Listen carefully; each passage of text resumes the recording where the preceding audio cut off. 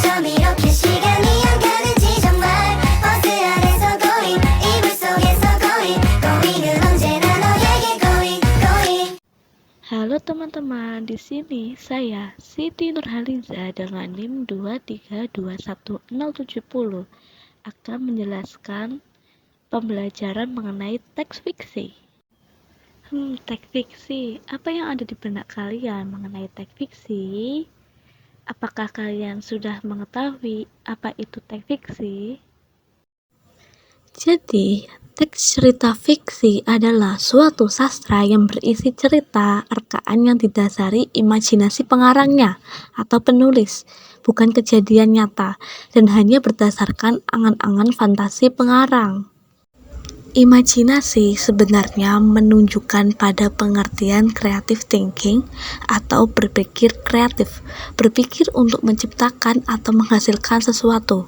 Dengan berimajinasi, seseorang aktif berpikir, memahami, mengkritisi, menganalisis, menyintesis, dan mengevaluasi untuk menghasilkan pemikiran, karya, atau produk baru.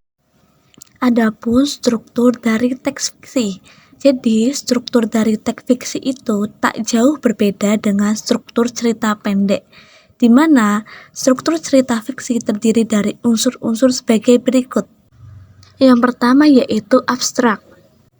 Nah, adakah teman-teman yang tahu mengenai arti dari abstrak tersebut? Jadi, abstrak itu adalah bagian opsi, di mana boleh ada atau tidak ada. Dan abstrak menggambarkan isi dari teks cerita fiksi keseluruhan. Yang kedua yaitu orientasi yang berisikan mengenai pengenalan tema, tokoh, dan latar dari cerita. Yang ketiga yaitu komplikasi yang berisikan mengenai cerita tentang masalah yang dialami tokoh utama.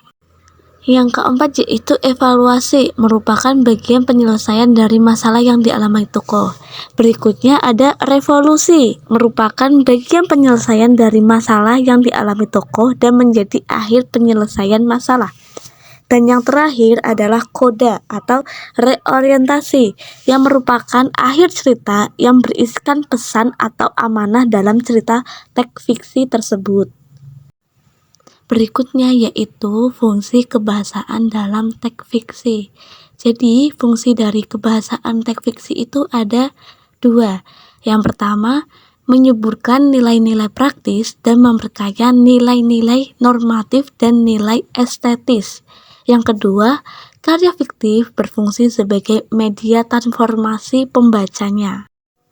Berikutnya adalah contoh dari buku fiksi atau teks fiksi. Ada yang pertama, cerpen, merupakan sebuah cerita yang tidak benar-benar terjadi pada dunia nyata dan ceritanya singkat dan pendek. Yang kedua, novel, adalah cerita fiksi yang panjang dan mengandung rangkaian cerita kehidupan seseorang dengan orang di sekelilingnya dengan menonjolkan watak setiap tokoh.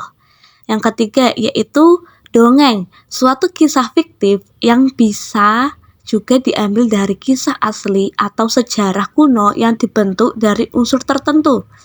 Yang keempat, drama, karya sastra yang ditulis dalam bentuk dialog dengan maksud dipertunjukkan. Yang kelima adalah puisi, suatu karya sastra berupa ungkapan isi hati penulis di mana di dalamnya ada irama, lirik, rima, dan ritme. Yang keenam, hikayat, adalah karya sastra lama berbentuk prosa yang mengisahkan kehidupan keluarga istana atau kaum bangsawan.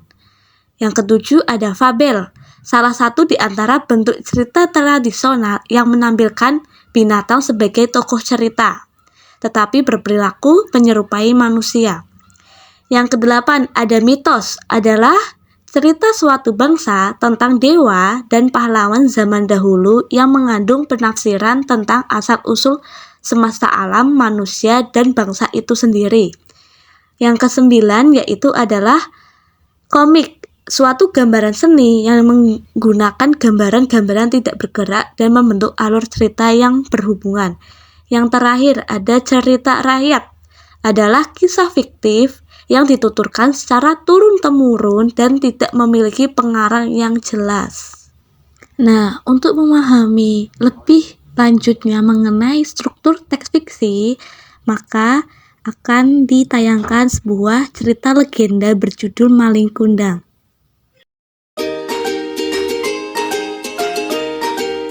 Di sebuah desa hiduplah seorang perempuan miskin. Ia hidup bersama anak tunggalnya namanya Malin Kundang. Saat Malin Kundang mulai dewasa, ia memutuskan untuk pergi ke kota. Ia ingin mengadu nasibnya di sana. Barangkali dengan pergi ke kota aku bisa mengubah nasibku, Ibu. Dengan berat hati, ibunya pun mengizinkan. Kini ibu kembali menjadi perempuan tua yang kesepian. Hingga beberapa tahun kemudian, Malin Kundang mengubah nasib. Hidup Malin tak lagi susah. Malin juga menikahi seorang perempuan bangsawan yang sangat cantik. Suatu hari, Malin ingin melihat keadaan desanya.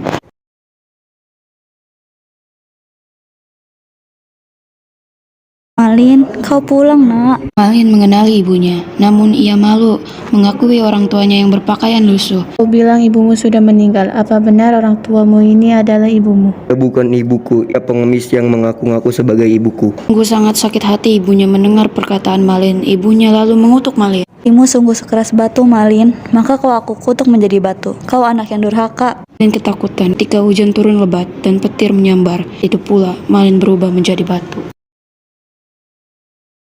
Nah, dapat disimpulkan dari cerita legenda di atas bahwa abstrak itu mengenai laki-laki keturunan Minang yang durhaka kepada ibunya.